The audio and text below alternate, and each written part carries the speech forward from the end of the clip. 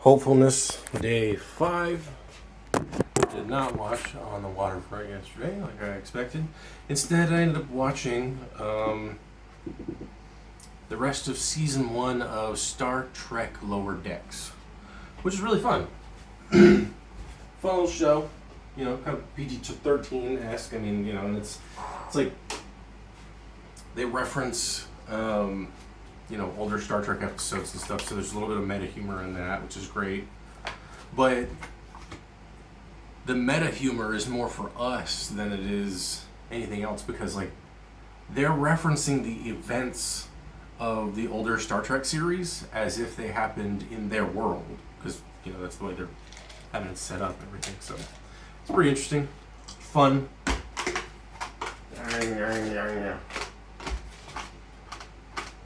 So I'm gonna cook up some bacon,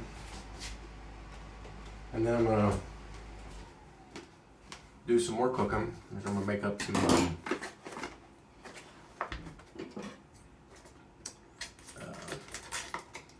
gonna cook up these noodles. I'm gonna make my breakfast slash lunch for the day. Then I'm gonna, before I decide to take a shower, I'm gonna trim up this.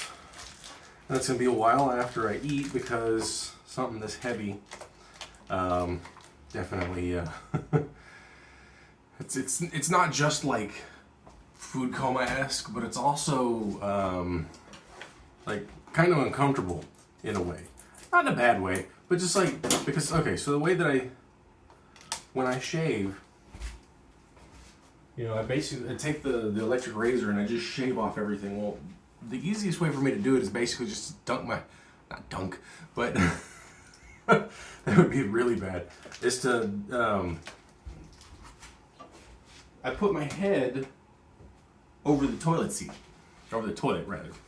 So I lift up the seat, and you know, I just shave my head over the toilet, because it catches the hair and it's easier that way. I've been doing that for over a decade now, so that's the thing. That's the plan with that. And then with regards to the beard and everything, I throw down some toilet paper over the sink. You know, just kind of like lay down this one. I try to do like one long strand, and so I make it about maybe 6 feet total, possibly. I'm not even sure. And in doing so, again, it helps catch the hair.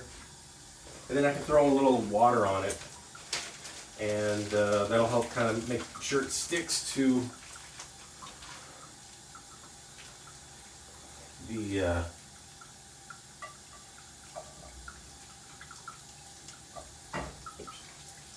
throw bacon all over the place.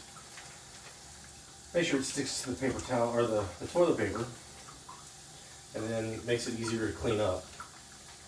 Because then I just toss that in the toilet as well, wash it all down, and then it's good to go.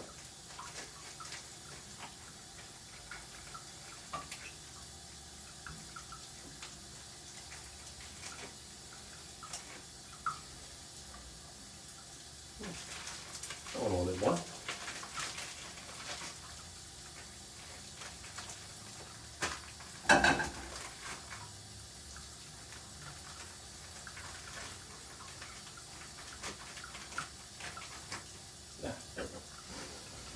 So, recently also, yesterday, found out that Sony, well, I think I found out the day before, but then I saw more news about it yesterday. But Sony's buying up Bungie, which is like Destiny and all that, but they're also associated with the Halo series. And so I went on to Steam to check the prices for Halo, and they're all like 60% off. And I was like, well, hell yeah, I'm gonna go ahead and buy some Halo games. It was like $15. I haven't really been able to play a whole lot of anything, but expanding the library, and you know, whenever if I ever have time, to, because like I had downloaded emulators for Halo for Xbox. So like an emulator is basically like it's a computer program. It's kind of like having your own version of Xbox on your computer, right? And then it allows you to play versions of the game. Well, or various games, whatever games they may be. So I downloaded emulator because I wanted to try to test it out, and I wanted to see like if the emulator even worked, and I've been able to do it for a lot of various video games. I played Final Fantasy X like crazy last year, and I tried to replay through the game because there was so like the original Final Fantasy X is on PlayStation 2, but then there was a remastered version. I was like, okay, I want to try to play the remastered version because there's more stuff you can do with it. And I was doing well, but then there's this like game-breaking bug towards the end of the storyline, and it's so like most of the work you can do, most of the extra side stuff you can't do until a certain point in the game, and it's towards the end of the game. Well, this game-breaking bug happened before the rest of the game gets opened up to you, so it kind of like just fucks you over, and it sucks. And like they still haven't been able to fix it. It's been an ongoing thing for years, which really does suck. So it's like, well, can't do anything about that.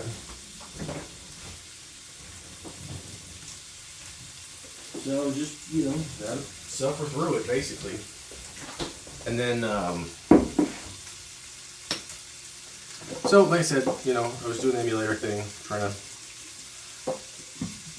see, you know, because like, I've heard a lot, I've seen a lot, Halo's been around for a long time, and I never really played the game. And so I was like, well, at some point I want to try to play through this storyline. So I downloaded it, but the emulator just wasn't doing that great, and I was having weird graphics issues, and so I was like, well, maybe one day I could buy it on like Steam or something, or on GOG or whatever it is, and then possibly play through it then. Well, I had checked Steam, and it was like, there's this version, and that's the one I ended up buying. It's like the Master Chief Edition or something like that. And it's basically his story, just in a bundle, which is great. So I'm like, all right, well, let's go ahead and do that. And then, but it was like maybe $30, $40. I can't remember exactly how much. I mean, obviously, if I did the math, I'd be able to know, but I don't want to do the math right now, damn it. Anyway, but then I hear about the Sony thing, then buying a Bungie, and I was like, I wonder if this has affected prices for Halo. Lo and behold, Halo is cheaper now. I'm like, well, there may be a causal link, there may not be. I don't know. All I do know is that I'm gonna go ahead and buy the Halo series. And I've paid $16 for it, so. For like, I want to say it's like 5 or 6 games, I can't remember. Still feels like, you know, I don't know why, but it never feels like there's enough paint. Oh yeah, I need to go ahead and start a water boiling. So one of the things that I'd considered with regards to why my phone kept shutting off, I mean, it was overheating for one. Obviously, the heat in the beer is you know, a factor, of course.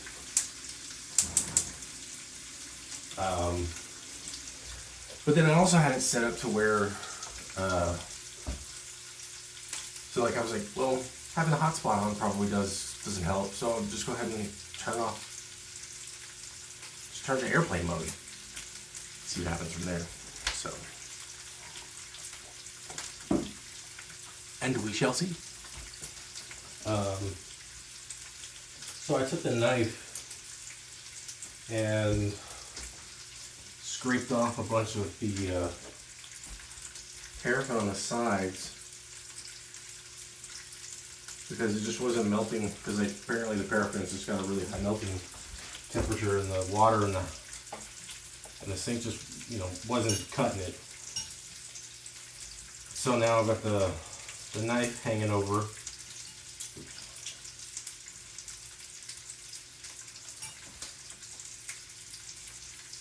Getting warm and dripping off whatever paraffin it happens to have. And then, but yeah, so I turned going back to the airplane mode. So I turned airplane mode so that maybe it wouldn't even warm up that much. I don't know, we'll see. That's where I was going with all that. And now, over to the candle. Candle, like I said, water wasn't really doing the trick. So, at least warm water, hot water wasn't. And so I decided to, light up the candle. But before I did that, I scraped off the sides of the paraffin, and there's like a nice little ring around it, so it's melting inwards and getting all the heat and everything. So it's working out pretty well. Hopefully, it doesn't collapse onto the flame or anything and ruin the wick. That would kind of suck.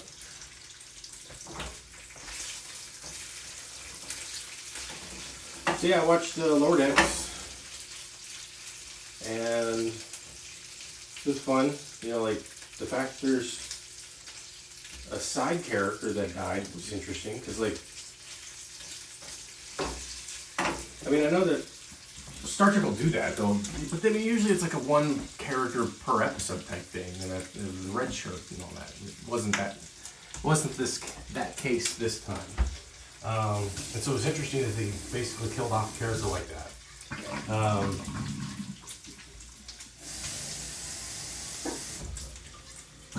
Not an overly important character, but still an interesting one nevertheless. Even if it was kind of one note, but that's the thing about writing in general, especially when it comes to something serial like a TV show, is that you can make adjustments going forward. Whereas unless you have a very specific story to tell. So like Breaking Bad, for instance, my understanding is that they had a pretty good idea of where they wanted it to end. Now, they didn't know specifically how many seasons they wanted, but they knew where they were going with their story. So it was a long movie instead of just a TV show about a dude who's, becoming a drug kingpin and all that stuff. There's finality to it. And in a TV show like Star Trek, there isn't a whole lot of finality, at least written into it in the beginning. And so characters, being that they can be, sort of one-note, two-dimensional characters, instead of being, three-dimensional characters, that can be adjusted as time goes by. Look at Bob Kelso from Scrubs, for instance. I've met Ken Jenkins once. He was a very nice person. I met him when I was still working at the shoe store, pretty early on. In fact, I want to say, I only worked for like 3 months before I got arrested, but he was just there to buy some socks. And I did not mention Scrubs by name. He had apparently been there before, and he was like, "Well, I guess you haven't seen me." And I was like, "Oh, I've seen you before, just not here." And I was trying to be tactful through the whole thing. I was like, "I know who you are, but at the same time, I need to be an employee, and I don't want to be, just kind of like obsessive stan type thing or anything." But so Bob Kelso's character started off relatively one note at the beginning of Scrubs. He was just kind of like this just evil bastard. And literally in the first episode, he's screaming at JD, and everything goes red, and he's like all demon-eyed and devil-like and stuff like that. And so that's how he was established as a character. And they even mentioned this in one of the episodes of Fake Doctors, Real Friends, when they have Neil Flynn on. because just in the last couple of weeks they've had sort of repeat episodes, and this is an older episode with Neil Flynn, and they were talking about having when they had Ken Jenkins on, and they were talking about this very thing where he started off just kind of this evil one-note dude, and by the end of it he's just this big softie. And that's the great thing about television shows, is that sometimes you can have a character start off being kind of shitty, being kind of sus, if you will, or just not really that interesting. But and it's more difficult with animation, I would say, because you have to pre-produce so much of it. You know, you have to do a lot of the voice work beforehand, and then so there would be like storyboards where it's just like rough draft sketches of how things are gonna go, and like they literally will have arrows going from one panel to another, and then like character spins and stuff. So because like there's a whole art, if you will, to storyboard art, and it's beyond just drawing stuff. Like you're trying to inform action of the characters when the storyboard is being drawn. Okay, this one is probably different. The last one was like 11 minutes. And this one is 10 minutes.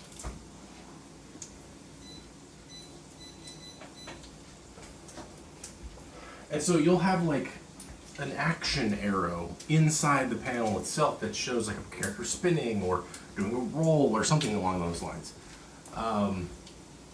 And so they start off with the rough draft of the storyboard, and then they'll clean that up. And then with the script writers and everything, typically for the most part, the voice work will be done before it's sent off to do animation, because they want to get not only character and animation and actions and like that incorporated, but they also want to get mouth movements done right too. And then once the animations are, for the most part, complete, they'll bring it back to the studio, they'll put in some music, and they'll do ADR, which is sort of kind of like an all-encompassing term.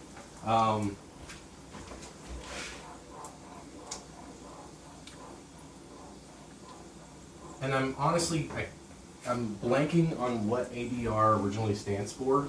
Some people call it looping. There's so many things, but ADR is filling in the rest. So you're gonna, sometimes they'll need to do like a retake on someone's voice recording. So somebody recorded their performance a certain way, right? And then the director's like, loved it. But then when the animation comes in, it kind of doesn't fit, or like tone seems to need to, you know, like there's so many factors that can be involved in retakes, and they try not to do that, of course. They try to make sure that it looks right. And so obviously you'll have people, and especially you may have, you know, the directors, and the thing is like one director doesn't usually run a whole show. They'll be involved in it in a lot of ways, but each episode there's a lot of concurrent production. So you can't really only have one person running the whole show when it comes to animation. So there's usually a director per episode, just like there is for TV. And it's for the same reason. It's because there's a lot of stuff that's going on, and the director isn't just there to say action and cut. They're there trying to envision the story that is being said in that episode. And you know, some directors have certain talents that can be, they have certain talents and visions with regards to animation or television or whatever. And so some people may be more action oriented when it comes to camera movements and character and all that. And so they may be a better fit for certain styles of episodes, especially when we're dealing with episodic content like that.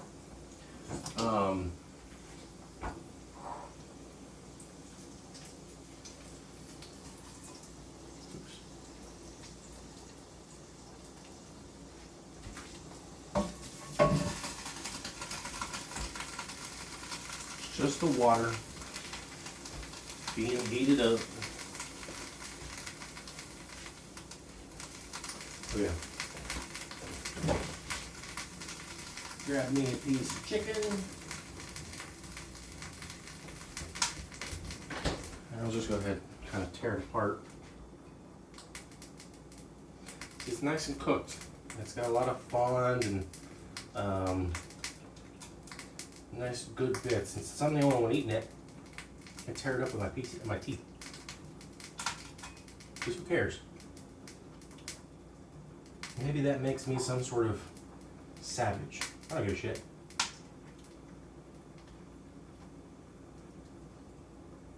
Plus it tastes good while I'm doing it.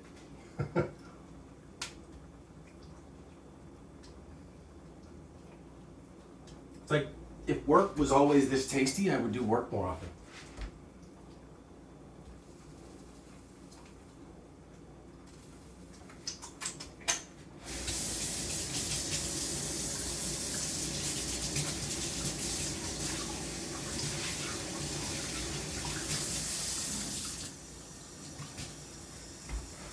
So, the thing is, and the reason I was even bringing up animation and all that stuff, of course, is because of Star Trek Lower Decks, and how they basically killed off a character. Now, they did basically, they straight up did. Like, you had the funeral and everything. And so, it is possible for them to have gone another route, like Scrubs, where, like Neil Flynn's character, the janitor,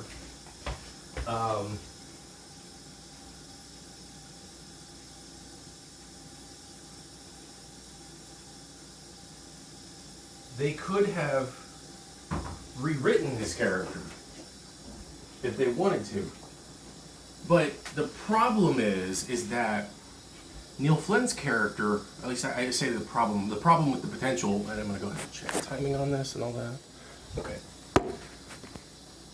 The problem with rewriting a character in animation is that the whole thing is done before the audience gets to react. Now,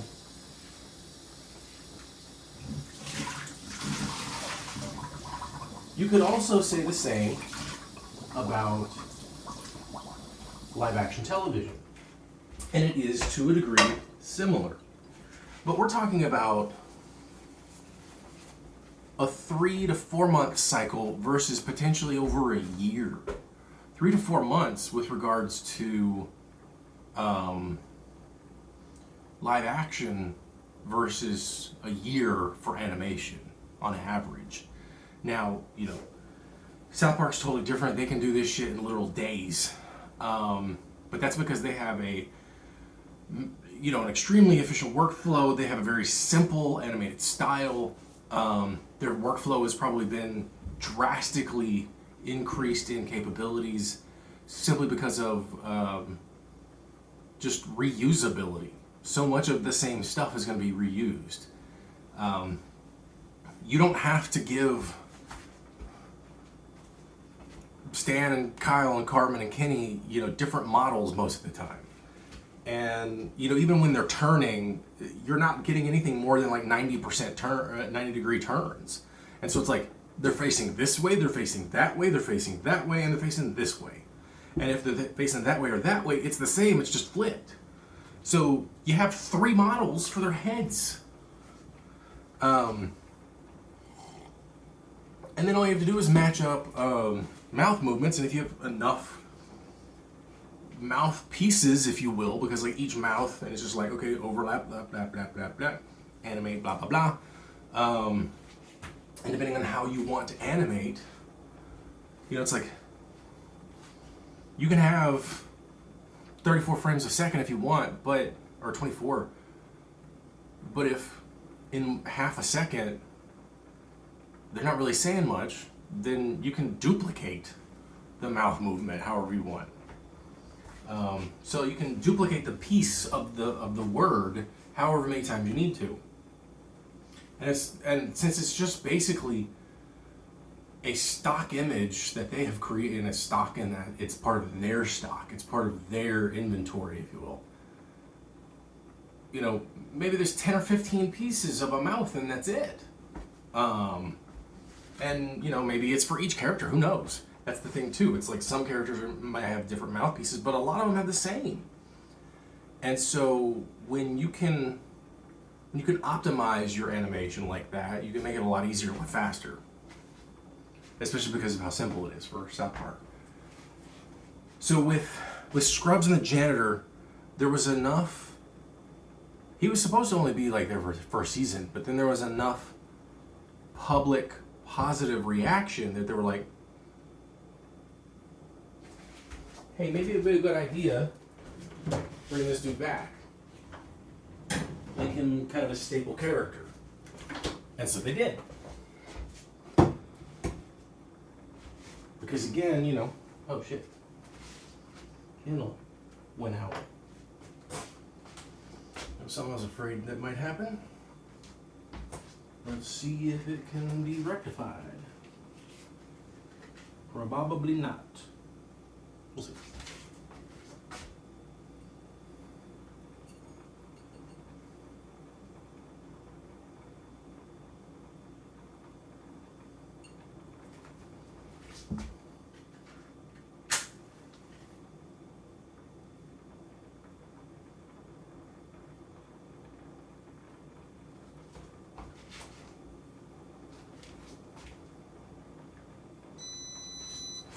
There's a timer for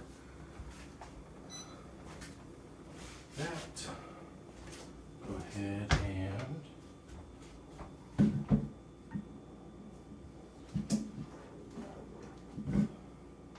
dump out most of this. I keep a little bit of the water to help to emulsify fats and the like. I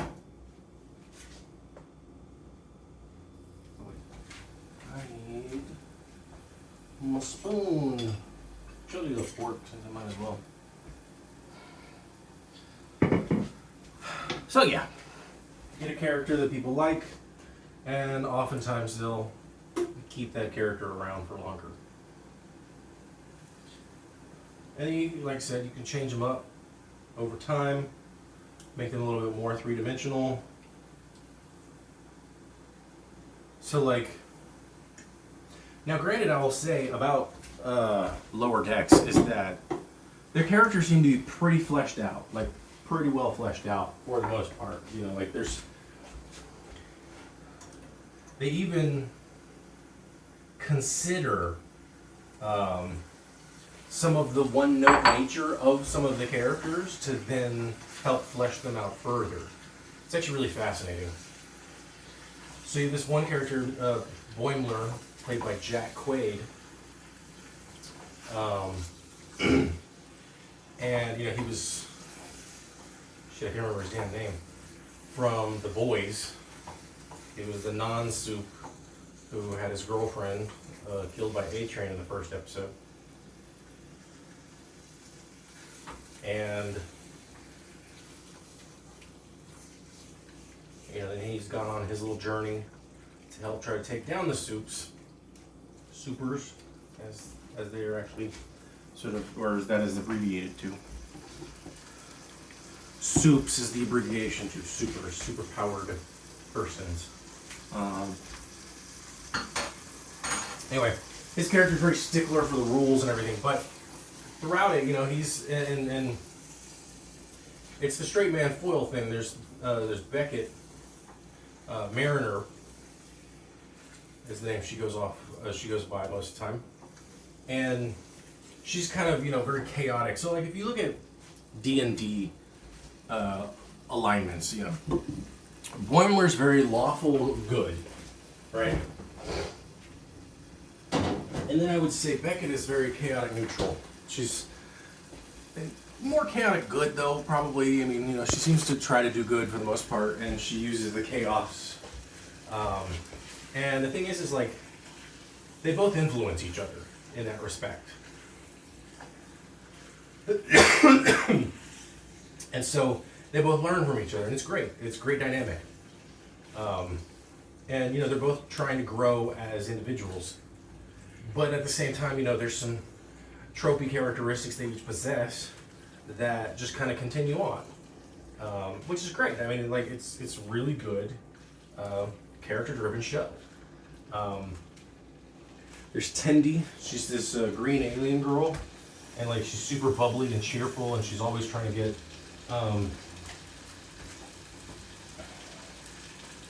She's always trying to people please, which ends up biting her in the ass at one point, but as it would. But she just seems to be completely unfazed. It's a pretty fascinating show. I like it. Like for a first season, it's really good, solid first season. Like, so I heard that when Futurama first came out, it wasn't like super well received. Now that was over 20 years ago. I mean, it was still trying to like find its footing and all that. And I would say that a TV show that comes out now has a lot to contend with when it comes to being in a good setting with good characters that are like human instead of just. It's like a main character should have strengths and flaws that are very obvious, and that they're constantly working on. And Disenchantment is, I would say, kind of weak. It's already been 3 seasons. I don't really care to watch it anymore. Like, I gave it the first season a go because I was like, all right, let's try this. And, it left me wanting more, but it left me wanting more character. The second season ended up kind of the same. And then the third season, I've completely forgotten about. Like, I just don't even care about it anymore. And I feel kind of sad from that. But it's life, it's whatever. That shit goes down sometimes. The Lower Decks is great. Like, it's a solid, strong show. And each episode is in of itself. They do the arcs right. The overall arc is kind of there with regards to various character growth, and that is also kind of a focal point as well. It's like these two people are the main characters, and their character growth and who they are as people are constantly called in question in some capacity or another. And Boimler and Mariner. And each episode, you're getting a taste of who they are as a person. But then also, throughout the entirety of the show, there's growth overall. And that seems to be, like, a very intentional thing done on the part, probably of the showrunner, most likely.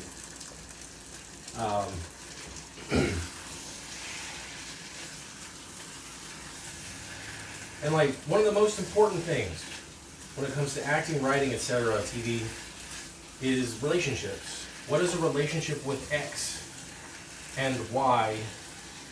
How are those relationships important? And while there does seem to be a sense that they could become a couple, there does seem to be some potential romantic tension. It doesn't, there's nothing ham-fisted about it in any way that makes it seem like that will be the case. And I kind of hope that's not what happens. If they did, they would have to do it like Jake and Amy from B99, from Brooklyn Nine-Nine. Which is to say, very well. Because Brooklyn Nine-Nine did that relationship extremely well. I haven't finished the whole show yet. Should probably work on that. But yeah, it's like they got into a relationship and they were still the same people. And the relationship is both strengthened but suffers because of themselves. And I would say that is really important going forward when any kind of, especially main characters, get involved in a relationship like that. So I'm done cooking. I'm hot. I want to take this off. I don't want to do it on camera. So I'm done. So have fun.